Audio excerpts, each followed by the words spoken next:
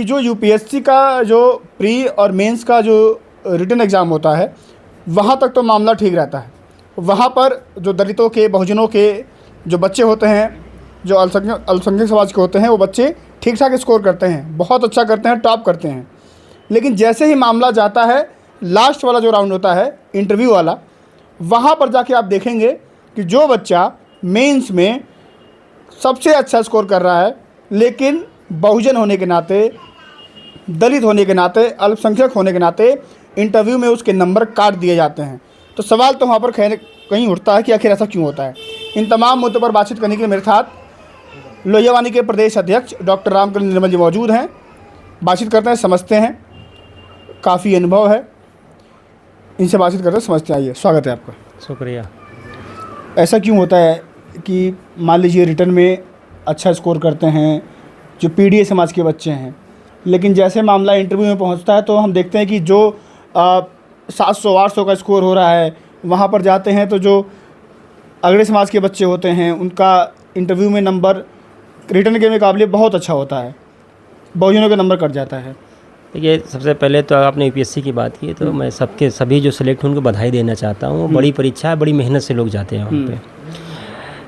अगर आप इंटरव्यू प्रणाली को देखेंगे तो देश के सभी, चाहे विश्वविद्यालयों में इंटरव्यू व्यवस्था हो, चाहे जो पीएचडी के एडमिशन होते हैं उसमें इंटरव्यू की व्यवस्था हो, आप कॉलेजियम सिस्टम में आप जजेस की नियुक्तियों को देखेंगे, विश्वविद्यालयों में देखेंगे या यूपीएससी में देखेंगे, आप ईसीएस में भी देखेंगे और पीसीएसजे में भी देखेंगे। तो इंटरव्यू में, इसके बाद आप आयोग में, टीजीटी पीजीटी में जब इंटरव्यू होते हैं तो उसमें आप भ्रष्टाचार और करप्शन की बातें आम हो गई हैं। क्योंकि इंटरव्यू पैनल में जहाँ आप मेंस में जहाँ आपके अच्छे नंबर होंगे, लेकिन इंटरव्यू में आपको कहीं किसी कारण से आपके नंबर कम आएंगे।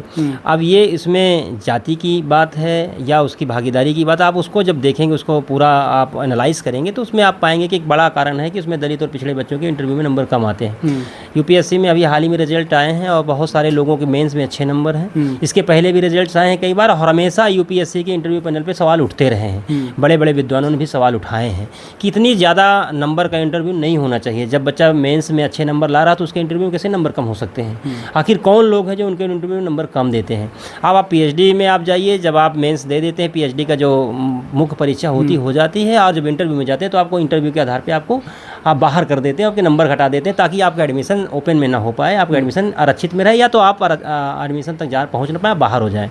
आप प्रोफेसरों में जो नियुक्तियाँ होती हैं आप देखते होंगे विश्वविद्यालयों में, वहाँ कोई परीक्षाएँ नहीं होती हैं और सिर्फ इंटरव्यू के आधार पर लेते हैं। दलित पिछड़े बच्चे, आप बहुत सारे लोग पीएचडी किए हैं, टॉपर भी हैं, लेकिन वो भी एनएफएस के दायरे में आ जाते हैं कि वो योग्य नहीं है कि विश्वविद्यालय में पढ़ा पाएँ।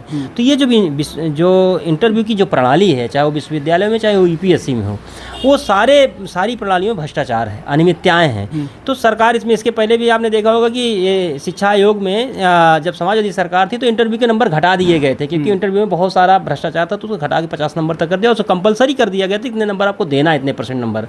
और बहुत सारी परीक्षाओं में इंटरव्यू की व्यवस्थाएं खत्म भी की जा रही हैं क्योंकि उसमें भ्रष्टाचार है। अभी आपने देखा होगा कि यूपीएससी में, मैं Uttar Pradesh public service commission की बात करता हूं, तो आपने देखा होगा पीसीएसजी के रिजल्ट आए हैं जिसमें 55 कापियां कोर्ट में आयोग ने एक्सेप्ट किया है कि कापियां बदली गई हैं, मेंस की कापियां बदली गई और आयोग लोग नियुक्त हुए हैं। वो आयोग लोग कौन थे उनकी सूची जारी नहीं हुई है, बहुत सारे लोगों की भी नौकरियाँ भी नहीं की, नौकरी भी कर रहे हैं। तो जो अयोग्यता, जो पहुँच वाले लोग हैं उसमें उनकी आबादी ज़्यादा है।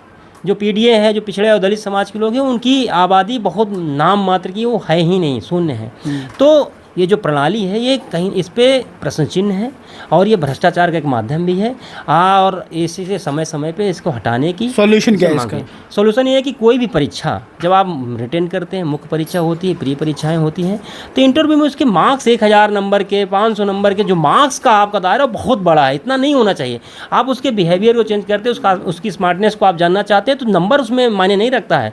आप 1000 नंबर दे दिए, किसी को 300 दे रहे हैं, किसी को 500 दे रहे हैं, किसी को 250 दे रहे हैं, उसकी मेरिट गिर जाती है। तो इसके नंबर मिनिमाइज होने चाहिए और जहां जरूरत ना हो इंटरव्यू को बेवजह की, तो इंटरव्यू की प्रणाली को ही खत्म अच्छा, बहुत लोग कह रहे हैं कि जब इंटरव्यू होता है तो उसकी रिकॉर्डिंग हो, मतलब फुटेज रखा जाए कि बाद में अगर कुछ ऐसी चीज़ें आती है तो वो मतलब एक जांच के दायरे में अगर आ सकता है तो आ जाएगा। बिल्कुल सही मांग है। अगर आप फेयर हैं, आप सही हैं, तो क्या बुराई है रिकॉर्डिंग करने में? आप हर चीज़ डिजिटलाइज हो रही है। आप डिजिटल इंडिया की बात करते हैं तो विश्वविद्यालय में इंटरव्यू हो रहे हैं, आप यूपीएससी के इंटरव्यू हो रहे हैं, पीसीएस में इंटरव्यू हो रहे हैं, तो आप उसका कैमरे लगा करके उसकी रिकॉर्डिंग रखिए। जब अगर कोई सवाल खड़ा हो तो आप उसको पेश कर दीजिए कि इंटरव्यू में कितने क्वेश्चन बताएं, लेकिन ये नहीं हो पाएगा। मांग तो ये उचित है और होना भी चाहिए। हर जगह डिजिटलाइजेशन हो रहा है, तो ट्रांसपेरेंसी अगर कहीं लाना है तो आपको फेयर अगर रखना है तो आपको ओपन रखना पड़ेगा। आप कोई चीज़ छुपा रहे हैं, इसका मतलब अगर आप उसे पब्लिक के बीच में नहीं ला रहे हैं तो कहीं ना कहीं गड़बड़ी है, उसमें आप गड़बड़ी कर रहे हैं, करप्शन कर रहे हैं या फेयर कर रहे हैं, किसी का आप फेवर ले रहे हैं, तो ये कहीं ना कहीं दिक्कत है आपको। इसलिए उसको ओपन प्लेटफॉर्म होना चाहिए उसका।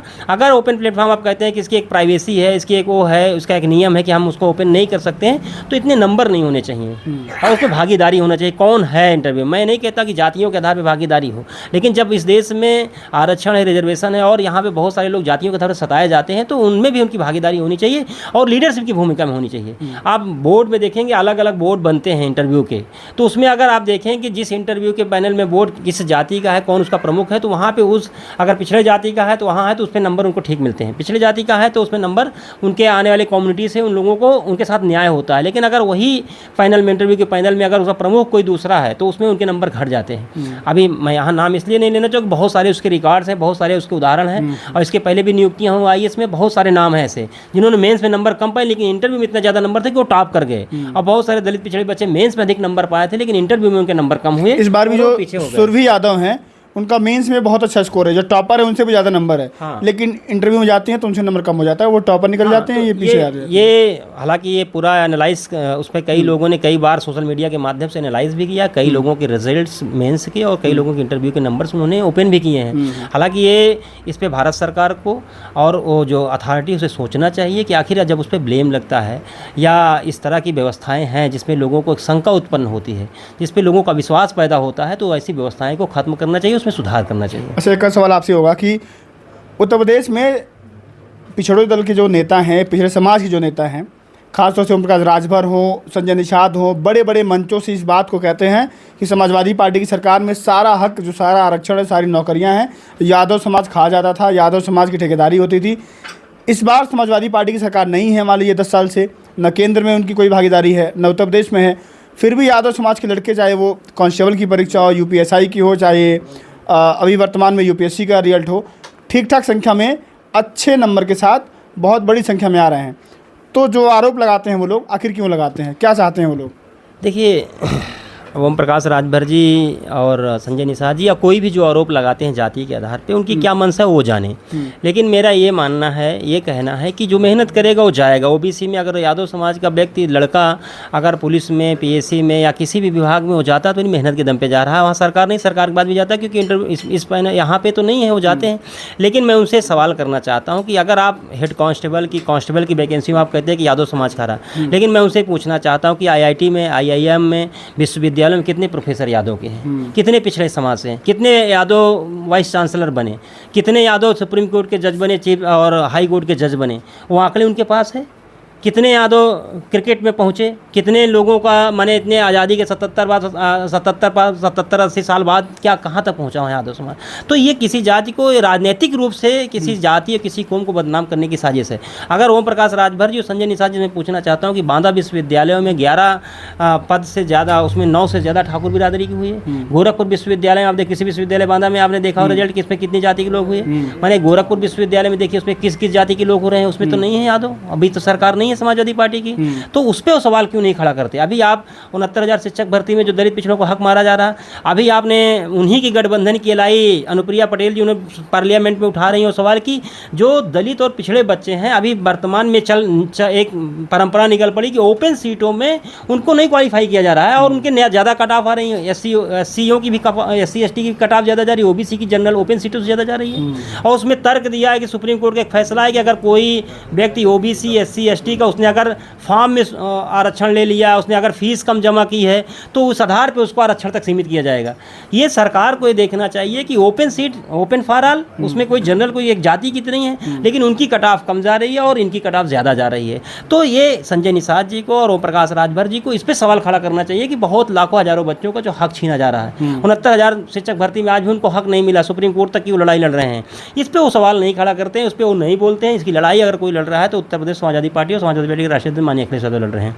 और जो वैकेंसियाँ नहीं है पिछले 5 सालों में, आरक्षण पे कुठाराघात हो रहे हैं, हर जगह प्राइवेटाइजेशन हो रहा है। अगर आप प्राइवेटाइजेशन हो जाएगा तो वहाँ दलित पिछड़ों की भागीदारी शून्य हो जाएगी। इस पर सवाल वो नहीं खड़ा करते हैं, क्योंकि उनको उतना ही मतलब है जितने यादव बदनाम हो जाए, जितने कैडर का जो वोट है समाजवादी पार्टी उसको बदनाम किया जाए और लोगों तक मैसेज पहुँचाया जाए कि ये मामला इसलिए हो जा रहा है। मैं ये पूछना चाहता हूँ प्रकाश राज वर्जी, संजय निषाद जी से कि जब 3 रिजर्वेशन अगर उत्तर प्रदेश में लागू हो जाता तो सिर्फ उसमें यादव तो नहीं जाता, उसमें तो हर तबके के लोग जाते 3 रिजर्वेशन पे। उसका भी विरोध हुआ, लेकिन उसको कभी खुल करके नहीं कहते कि समाजवादी सरकार में आए थे, उसका कौन आंदोलन विरोध किया, किन लोगों ने साजिश करके उसे ख़त्म किया। इन्हीं के लोगों ने बदनाम किया यादवों को कि इतनी सीटें जो कि 46 में 56 योगी जी कह रहे थे एसडीएम हो रहे हैं, बताइए उनके वो सदन में बोल रहे हैं। आज तक उन्होंने लिस्ट नहीं पेश की उन 56 एसडीएमओ की। माननीय राष्ट्रीय अध्यक्ष ने कई बार कहा कि आप सदन में झूठ बोलते हैं, आप फैक्ट से डाटे से आप आइए, लेकिन उसको उन्होंने नहीं बोला। तो इस तरह की जो बातें हैं, जो भ्रामक बातें हैं, वो समाज में जानबूझ के फैलाई जाती है ताकि इस पे आम जो लोग बिना डाटा पे, बिना फैक्ट पे, बिना तथ्यों पे बात करते हैं, उन पे आँख मूंद के भरोसा कर लें। और इसके पहले आपने भी देखा कि एक यहाँ ये पुल के नीचे पानी बरसात के दिन कैसे योगी जी ने कहा कि सदन में खड़े होकर कहा कि 2 लड़कों का नाम निकाल कर उन्होंने कहा कि यही लोग थे उसमें उपद्रवी। यादव और मुसलमान का नाम लिया और उनका नाम नहीं हाँ, लिया। उन्होंने कहा कि यही उपद्रवी थे, उसमें कई लड़के थे, वीडियो थी, सभी ने देखा था। तो ये नरेटिव जो सेट किया जा रहा है, जो एक कौम को, एक धर्म को टारगेट किया जा रहा है, ये और कुछ नहीं, फिर एक पॉलिटिकल साजिश है और किसी को बदनाम करने की, ताकि उनकी वोट बैंक मजबूत हो और अन्य पिछड़ी जातियों में उनके प्रति घृणा पैदा की जा सके। ये उसके पीछे लॉजिक है और उसके पीछे कोई और लॉजिक नहीं है। ठीक है, शुक्रिया आपका, धन्यवाद। तो आपने सुना कि सीधे जो अपने आप को जो पिछड़े समाज के नेता कहते हैं, चाहे उनका राजभर हो, चाहे संजय निषाद हो, अगर बात करें उनकी राजनीतिक पार्टी की, तो जो सारे अहम पद हैं वो उनके घर में ही है। और अगर टिकट बांटने की बात आती है तो संजय निषाद पिछले जो विधानसभा चुनाव थे 2022 के, बीजेपी के साथ अलायंस में उनको 16 टिकट मिली। 16 का 16 वो 15 टिकट, एक टिकट रख के 15 टिकट बेच दिए। उनका जो बेटा है, खुद विधायक जो है, वो भी बीजेपी के सिंबल पर विधायक है। आप समझिए, उनका राजभर हैं, वो भी अपने बेटे को चुनाव लड़ा करके कहीं ना कहीं सेटल करने के चक्कर में लगे हुए हैं। तो जो लोग खुद के परिवार की बात करते हैं लगातार, अपने परिवार कैसे बढ़े उसी की बात में रह गए हैं, वो पिछड़े समाज की बात करते हैं, तो कहीं ना कहीं वो बातें दोगली होती हैं। उनको समझना होगा कि जो पढ़ेगा वही आगे बढ़ेगा, और यादव समाज हो या अल्पसंख्यक समाज हो, वो पढ़ रहा है तो वही आगे बढ़ेगा। फिलहाल इस वीडियो में इतना ही, फिर आपसे मुलाकात होगी। नमस्कार।